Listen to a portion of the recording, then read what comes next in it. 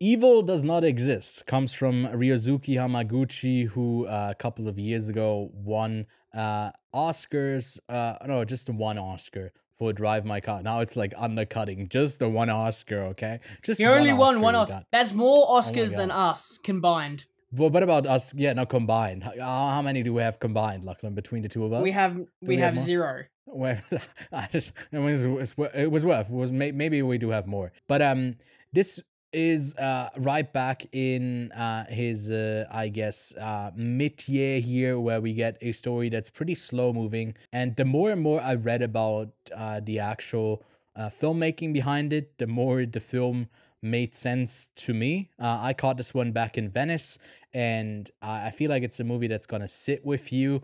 And I guess, let's read the logline to have a kind of understanding of what the story is about. So it's about Takumi and his daughter Hana, who live in Mitsubiki village close to Tokyo. One day, the village inhabitants become aware of a plan to build a camping site near Takumi's house, offering city residents a comfortable escape to nature. And that's a core plot of the film. And I feel like a lot of it is environmentalism, to figure out the place of the modern man who comes from the city to relax in nature. Is that like what the goal was here for the city planners?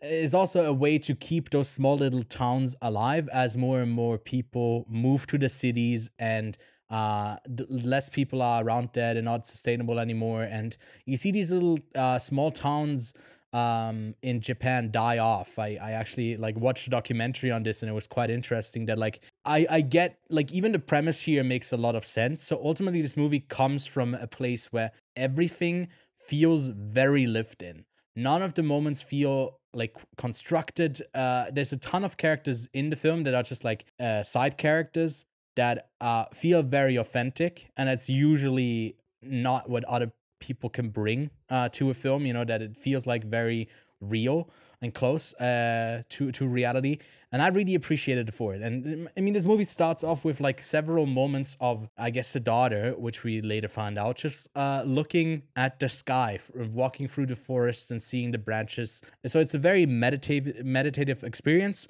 Like when you first watched Drive My Car, you said you were really not in the mood for it. So knowing what you can kind of expect from Hamaguchi, how was your second film of his? I'm still really unsure if I like his films. Yeah. I was much more positive with this one because I was engaged the entire time, but this is only my second viewing of one of his films. I did say to you that I really would like to give Drive My Car another go to see if I like it, and I think I would also have to give this film another shot because I rated it highly, but I feel like I should bring it down because I really don't get it. Is that a That's dumb fair thing to say? I don't. No, it's get. not. Because, like, what part of it did you not get it by the end, or did you have a sense of not getting it the whole way through? So when I was watching, I was like, "What?" I was following the story, but I was like, "Where is it going? What are we? Yeah. What is?" I'm trying to find characters' purpose, right? I'm trying to find what these characters are doing, and when you have these main characters whose only purpose really is to oppose this glamping setup that's going through, that's the only drive I've got from them to do anything. Nothing else is revealed to me, and Yeah. I got frustrated with it. Yeah, I think I just need to rewatch it again and sit down, and because like for me, I muted the film at one point and I was just looking at the subtitles. I was just watching it, and it was just pretty, right? And I have to admit, I was following it better by not listening and reading subtitles. I was following the visual storytelling, and I was really enjoying it. And that was my favorite part. Visually, it is great. And maybe I just don't like his writing. Maybe that's the issue. Because I know that Drive My Car is massively praised for its writing, its screenplay, and it's one of the best screenplays apparently like ever. In terms of like dialogue and between the two characters. Maybe I just don't like the dialogue with the characters in this film and that film, even though there's not a lot. Yeah. I don't know. I just can't put my finger on it. I liked it though. I enjoyed this film. I thought it was great. I gave it 4 stars, I think. I gave it 4 stars, which is wild for me not knowing anything like thematically what this film was about, not really getting it, watching the ending and going, what? Like, did you see my review? Did you see my review on Letterboxd? It's just what? It's just what? What? I gave it 4 stars. You're not alone with the ending. I feel like that's where a lot of people are just kind of confused, because it also has like a title that, you know, invites discussion, and you feel like there's going to be something about, you know, what is evil? Does it exist or does it not exist? And I don't think it's really about that on the forefront, because you're just kind of following these characters or these people without having like a huge plot drive, or they're making character progressions, because they come in, especially like Alita Takumi, who just has an opinion, and he's not going to like move away from that opinion or like change in any sort of big way. And I don't know if that's like to his fault, or if we should judge him, or if the ending should say that maybe he was in the wrong or in the right, or he was neither, because that's just life, and life can be random. I don't really like the ending. I feel like I would have liked this movie even more, and I gave it also a 4 star.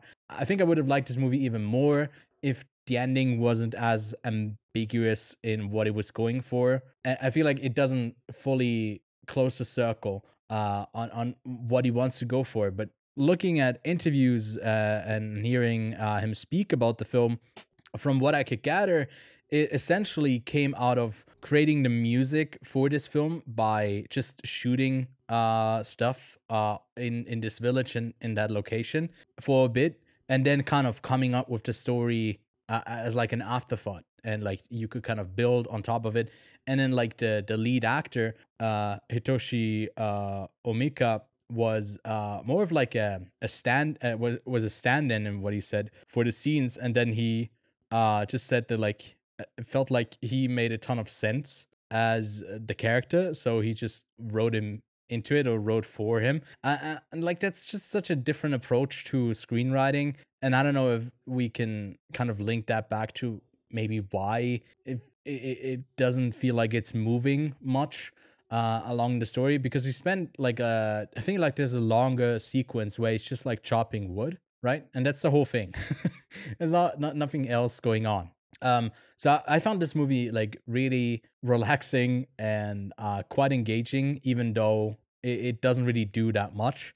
And I'm perplexed by it. I feel like I unfortunately didn't have a chance to watch it since Venice. So I feel like I need another watch, but it has stayed with me all these months, and we just screened it at the theater that I work at as well, and the reactions to it have been very interesting to what people think it was actually about.